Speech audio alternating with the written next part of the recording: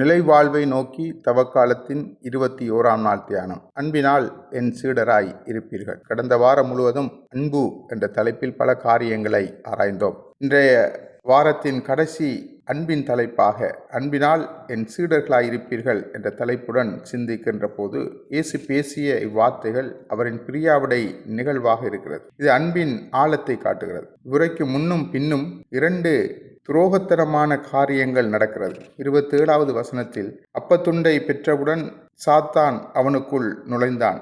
இயேசு அவரிடம், நீ செய்யவிருப்பதை விரைவாய் செய் என்றார். தன்னுடன் வாழ்ந்தவன், தன்னுடன் பணிபுரிந்தவன், இறையாட்சி பணியில் இணைந்திருந்த ஜூதாஸ் இயேசுவை காட்டிக் கொடுக்க முன்வந்தான். இது அன்புக்கு எதிரான துரோக செயல். 36வது வசனத்தில் இருந்து பார்க்கிற போது பேதுரு இயேசுவை மறுதலித்தான். உமக்காக என் உயிரையும் கொடுப்பேன் என்ற பேதுரு இயேசுவை எனக்கு தெரியாது என 3 முறை மறுதலித்தான். 2 துரோகத்தின் நடுவில் இயேசு தனது மாட்சி பற்றி பேசுகிறார். தொடர்ந்து ஒருவர் மற்றவரிடம் அன்பு செலுத்துங்கள், நான் உங்களிடம் அன்பு செலுத்தியது போல் நீங்கள் மற்றவரிடம் அன்பு செலுத்துங்கள் என்ற புதிய கட்டளையை நான் உங்களுக்கு தருகிறேன் என்கிறார்.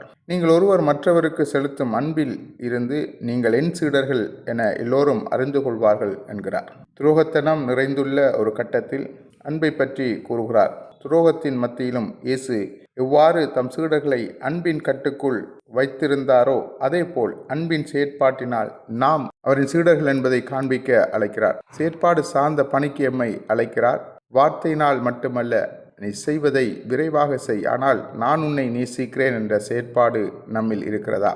பிறர் அன்பு கோட்பாடு யூதர்கள் மத்தியில் இல்லை. எனவேதான் இயேசு அன்பின் கட்டளையை புதிய கட்டளையாக பிரகடனப்படுத்தினார். இன்று கிறிஸ்துவின் சீடர்கள் இயேசுவின் கட்டளை ஏற்று நாம் அன்பின் சமூகத்தை கட்டியெழுப்ப அர்ப்பணிப்போம். ஆண்டவர் இயேசு நம்மை வழிநடத்துவார். ஆமென்.